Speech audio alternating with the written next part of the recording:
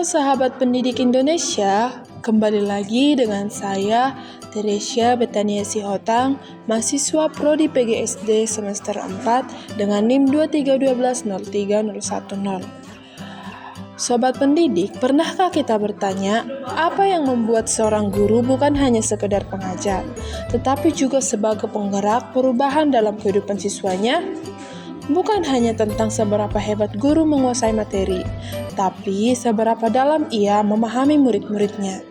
Bagaimana ia mengelola proses pembelajaran, menumbuhkan semangat, dan membentuk karakter. Inilah yang disebut dengan kompetensi pedagogik, jantung dari profesi seorang guru sejati. Hari ini kita akan belajar bersama apa itu kompetensi pedagogik, apa saja komponennya, dan bagaimana kita mengembangkan kompetensi ini di era merdeka belajar. Untuk mengetahuinya, ayo simak video ini.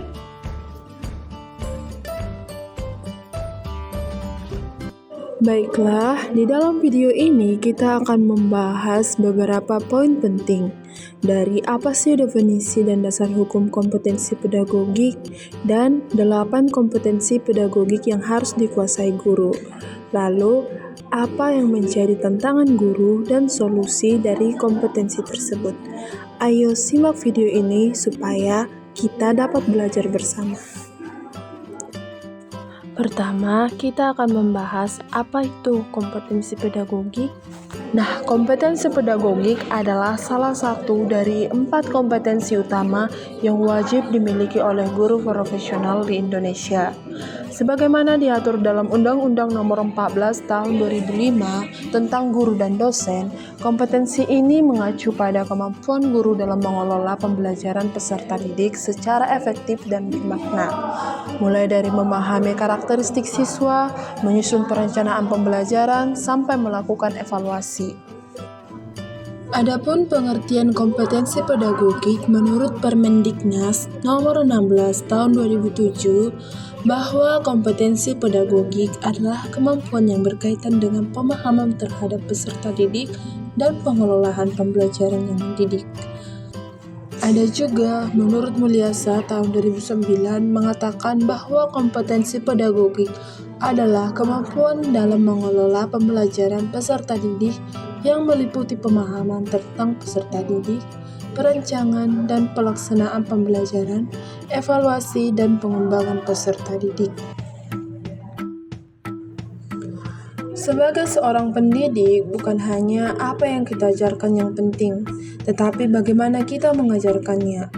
Kompetensi pedagogik menjadi fondasi utama bagi guru agar proses pembelajaran menjadi bermakna. Nah, di sini, pada video pembelajaran kali ini kita akan membahas 8 kompetensi pedagogik yang harus dikuasai guru. Pertama, memahami karakteristik peserta didik. Setiap anak unik. Seorang guru harus mengenali karakter peserta didik berdasarkan latar belakang sosial, emosional, dan intelektual dan gaya belajarnya. Contohnya, siswa auditori belajar lebih efektif saat mendengar penjelasan, sementara siswa kinestik lebih paham jika diajak bergerak dan mempraktikkan. Maka pendekatan kita harus fleksibel dan sesuai dengan kebutuhan masing-masing anak. Kedua adalah menguasai teori belajar dan prinsip pembelajaran yang mendidik. Seorang guru yang baik harus tahu cara siswa belajar, misalnya teori behavioristik untuk menekankan penguatan positif. Yang kedua adalah konstruktivisme untuk mendorong siswa membangun pengetahuan sendiri. Yang ketiga adalah humanistik yang fokus pada pembelajaran kepribadian dan perasaan. Nah, pemahaman ini sangat penting agar guru tidak sekedar mengajar, tetapi mendidik dengan bermakna. Yang ketiga ada pengembangan kurikulum. Seorang guru tidak hanya menyampaikan isi kurikulum, tetapi juga mampu mengembangkan silabus, RPP, dan perangkat ajar lainnya sesuai dengan konteks dan kebutuhan siswa. Misalnya, dalam pembelajaran tematik, guru dapat menyisipkan isu lingkungan lokal untuk membangun pembelajaran kontekstual pada siswa. Yang keempat, ada penyelenggaraan pembelajaran yang mendidik. Pembelajaran yang mendidik itu bukan hanya sekadar menyampaikan materi, tetapi menciptakan suasana belajar yang aktif, kreatif, dan menyenangkan, serta bermakna. Contohnya, guru menggunakan metode project-based learning agar siswa belajar sambil menyelesaikan proyek nyata. Kelima, ada pengembangan potensi peserta didik. Setiap anak punya potensi tersembunyi. Guru harus dapat mengenali dan mengembangkannya. Misalnya, siswa yang suka menggambar bisa difasilitasi dalam kegiatan seni rupa, atau yang senang berbicara bisa dilibatkan dalam debat atau pidato. Keenam, ada komunikasi edukatif dengan peserta didik. Komunikasi bukan hanya soal bicara, tetapi juga tentang mendengarkan dan memberi makna. Di sini, guru perlu berkomunikasi secara empatik, hangat, namun tetap tegas. Kalimat seperti, "Kamu bisa mencobanya lagi. Ibu tahu kamu berusaha." Itu adalah bentuk komunikasi edukatif yang membangun siswa. Ketujuh, ada penilaian dan evaluasi pembelajaran. Evaluasi bukan hanya memberi nilai, tapi memahami proses belajar siswa. Guru perlu menggunakan asesmen formatif saat pembelajaran, asesmen sumatif di akhir topik, serta asesmen bias kognitif untuk mengidentifikasi kebutuhan awal siswa. Terakhir, yang kedelapan adalah pemanfaatan teknologi dan informasi dalam pembelajaran. Di era digital saat ini, guru harus dituntut untuk melek teknologi dengan menggunakan media interaktif seperti video pembelajaran, kuis daring, LMS, bahkan AI pendidikan. Nah, mengapa sih kita perlu mengetahui kompetensi pedagogik? Alasannya karena kompetensi pedagogik merupakan kemampuan guru dalam merancang, melaksanakan, dan mengevaluasi pembelajaran berdasarkan karakteristik peserta didik. Pada jenjang sekolah dasar, anak-anak berada pada tahap perkembangan awal. Mereka sedang membentuk cara mereka berpikir, cara berperilaku, dan cara belajar. Maka, pembelajaran tidak bisa satu arah. Guru sekolah dasar harus memahami siapa anak yang ia ajar, bukan hanya apa yang akan diajarkannya. Adapun tujuan dari kompetensi pedagogik ini adalah 1. Menciptakan pembelajaran yang sesuai dengan perkembangan anak. Di sekolah dasar, anak sedang dalam masa perkembangan kognitif, sosial, dan emosional. Guru yang paham pedagogik akan menyampaikan materi dengan pendekatan bermain, eksplorasi, dan pengalaman langsung. Yang kedua adalah membangun interaksi yang sehat antara guru dan siswa. Guru harus mampu berkomunikasi secara empatik dan membimbing anak dengan cara yang mendidik, bukan memerintah. Yang ketiga adalah mengembangkan potensi siswa secara optimal. Tujuan utama dari pendidikan dasar bukan hanya kecerdasan akademik, tetapi juga karakter, minat, dan kepercayaan diri. Yang keempat adalah mendengarkan siswa menjadi pembelajar yang mandiri dan kritis sejak dini. Nah, guru yang berkompeten secara pedagogik akan melatih anak bertanya, berdiskusi, dan berpikir logis. Yang kelima adalah menjamin proses evaluasi pembelajaran yang adil dan membangun penilaian. Tidak hanya berdasarkan angka, tetapi juga proses belajar dan perkembangan sikap.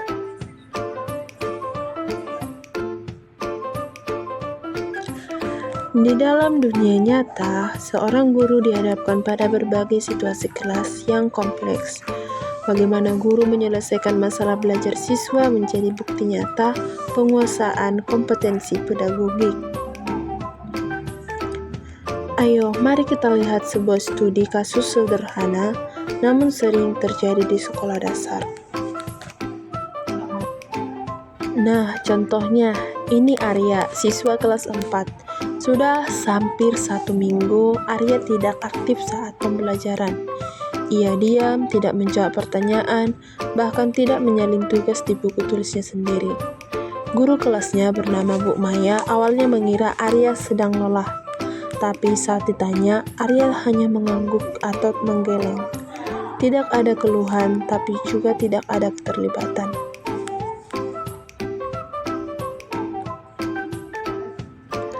Sebagai guru yang memahami kompetensi pedagogik, Bu Maya tidak terburu-buru menyimpulkan bahwa Arya adalah seorang anak yang malas. Ia melakukan beberapa langkah reflektif yang strategis. Langkah pertama yaitu memahami karakteristik dari Arya. Bu Maya mulai dari menggali berbagai latar belakang Arya. Ia membuka catatan asesmen tahun dan berdiskusi dengan wali kelas sebelumnya. Ternyata Arya adalah anak yang visual dan sangat terbantu dengan gambar dan alat peraga. Kemudian langkah kedua, Bu Maya melakukan komunikasi edukatif. Pada luar jam pelajaran, Bu Maya mendekati Arya secara personal. Ia tidak hanya menghakimi, tapi mengajak Arya berbicara dengan empati. Dari percakapan itu, Arya mengaku tidak paham materi pecahan karena hanya dijelaskan lewat papan tulis. Ia malu bertanya di depan teman-teman. Lalu langkah berikutnya, Bu Maya juga menyusun ulang RPP harian. Ia membuat media visual seperti kartu pecahan, gambar pizza, dan alat bantu konkret. Ketika pembelajaran dimulai, Arya mulai aktif dan menjawab karena materi kini lebih visual dan konkret, sesuai gaya belajarnya. Lalu, langkah yang keempat, Bu Maya tidak hanya mengandalkan ulangan tertulis. Ia memberikan penilaian formatif dengan observasi, kuis lisan, dan tugas kelompok. Hasilnya, Arya mulai percaya diri dan mampu menyelesaikan soal dengan bantuan visual. Nah, dalam jurnalnya pun, Bu Maya menulis, ketika saya berhenti bertanya mengapa anak tidak belajar dan mulai bertanya apa yang dibutuhkan anak untuk bisa belajar, saat itulah benar-benar ia menjadi seorang guru. Nah, kita dapat menyimpulkan kasus dari Arya mungkin sederhana, tapi ini adalah contoh nyata bagaimana kompetensi pedagogik menjadi alat penting dalam mendampingi tumbuh kembang anak. Guru bukan hanya menyampaikan materi. Guru adalah pendamping belajar, pembimbing emosi, dan pembuka jalan menuju masa depan anak-anak. Nah, terakhir kita akan membahas kompetensi pedagogik guru di era Merdeka Belajar. Nah, pada dulu, guru dikenal sebagai satu-satunya sumber ilmu. Semua murid mendengar, mencatat, dan menghafal. Tapi kini zaman telah berubah. Di era Merdeka Belajar, guru tidak lagi menjadi pusat informasi. Guru menjadi fasilitator, mentor, dan penggerak pembelajaran. Nah, bagaimana guru harus bertransformasi? Jawabannya ada pada satu kunci utama, yaitu kompetensi pedagogik. Karena transformasi bukan tentang sekadar mengikuti zaman, tetapi tentang menjawab kebutuhan anak-anak hari ini dengan pendekatan yang bijak dan adaptif. Kompetensi pedagogik merupakan senjata utama guru untuk menciptakan pembelajaran yang merdeka, bermakna, dan memerdekakan. Baiklah, kita dapat menyimpulkan bahwa seorang guru tak hanya mencerdaskan, tetapi juga membebaskan. Ia melihat anak bukan dari nilainya, tetapi dari potensinya. Sahabat guru, sahabat calon pendidik, kompetensi pedagogik bukan hanya syarat lulusan PPG. Ia adalah nafas dari profesi guru. Ia adalah wujud kasih sayang kepada murid. Guru yang hebat bukan hanya punya banyak gelar, tapi yang mau terus belajar, memahami murid, dan menghadirkan pembelajaran yang memerdekakan. Karena setiap anak adalah bintang, tugas kita bukan menambah cahaya, tapi menyingkirkan awan agar mereka tetap bersinar. Baiklah, Sekian video pembelajaran kita hari ini. Jangan lupa untuk like, subscribe, dan membagikan video ini agar semakin banyak guru bisa belajar bersama. Sampai jumpa di video pembelajaran berikutnya. Bye-bye.